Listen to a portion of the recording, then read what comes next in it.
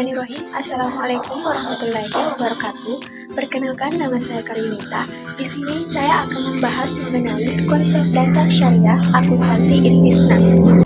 Atau biasa disebut dengan istisna, merupakan kontrak jual beli dalam bentuk pemesanan pembuatan barang tertentu dengan kriteria dan persyaratan tertentu yang disepakati antara pemesan atau pembeli atau mustasni dan penjual atau pembuat atau sani. Transaksi istisna memiliki kemiripan dengan transaksi akad salam. Dalam hal barang yang dibeli belum ada pada saat transaksi, melainkan harus dilunasi terlebih dahulu. Berbeda dengan transaksi salam yang barangnya adalah hasil pertanian, sedangkan pada transaksi istisna barang yang diperjualbelikan adalah barang manufaktur. Adapun dalam hal pembayaran, transaksi istisna dapat dilakukan di muka melalui cicilan atau ditangguhkan sampai suatu waktu pada masa yang akan datang. Istisna lebih dikenal dengan pembelian barang secara pesanan. Berdasarkan fatwa Dewan Syariah Nasional atau DSN, istisna merupakan jual beli dalam bentuk pemesanan pembuatan barang tertentu dengan kriteria dan persyaratan yang tertentu. Adapun dasar hukum transaksi istisna yaitu terdapat pada Al-Quran Surah Al-Baqarah ayat 282 yang berbunyi, A'udzubillahi minasyaitonirrajim, Bismillahirrahmanirrahim.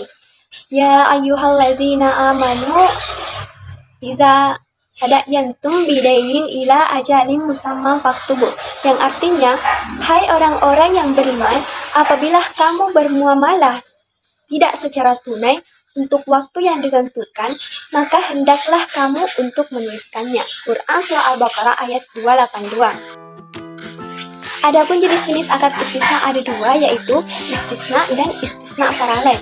Istisna yaitu akad jual beli dalam bentuk pemesanan pembuatan barang tertentu dengan kriteria dan persyaratan tertentu pula yang disepakati antara pemesan dan pembuat. Sedangkan istisna paralel yaitu suatu bentuk akad istisna antara penjual dan pemesan, di mana pemesan untuk memenuhi kewajibannya kepada pemesan, penjual melakukan akad istisna dengan pihak lain atau subkontraktor yang dapat memenuhi barang yang dipesan pemesan. Syaratnya adalah bahwa akad pertama istisna antara penjual dan pemesan tidak bergantung pada istisna kedua antara penjual dan pemasok. Adapun rukun dan ketentuan syariah akad istisna. Rukun akad istisna ada tiga, yaitu yang pertama, pelaku. Pelaku terdiri atas pemesan atau pembeli atau mustasni dan penjual atau pembuat atau sani. Yang kedua, objek akad. Objek akad berupa barang yang akan diserahkan dan modal istisna yang berbentuk harga. Kemudian yang ketiga yaitu ijab qabul atau serah terima. Adapun ketentuan syariah, yang pertama, pelaku harus cakap hukum dan balik. Yang kedua, objek akad, dan yang ketiga ijab qabul. Baik, langsung saja. Yang pertama adalah ilustrasi akuntansi istisna. Ilustrasi akuntansi istisna yaitu untuk penjual, yaitu biaya perolehan istisna itu terdiri atas biaya langsung, yaitu bahan baku dan tenaga kerja langsung untuk membuat barang pesanan atau tagihan produsen. Pada entitas untuk istisna paralel, biaya tidak langsung adalah biaya overhead termasuk biaya akad dan pra-akad.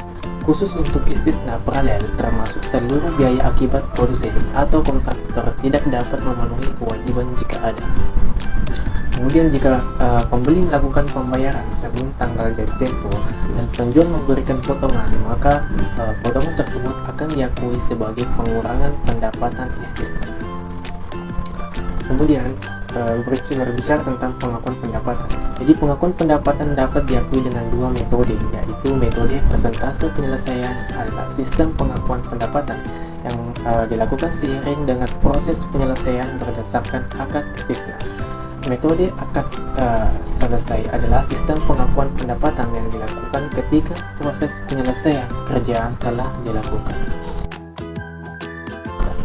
Kemudian penyajian penjualan, penyajian dalam laporan keuangan. Hal-hal berikut ini yaitu berupa piutang istisna, yaitu berasal dari transaksi istisna sebesar jumlah yang belum dilunasi oleh pembeli. Kemudian termin istisna yaitu berasal dari transaksi istisna sebesar jumlah tagihan termin penjual pada pembeli.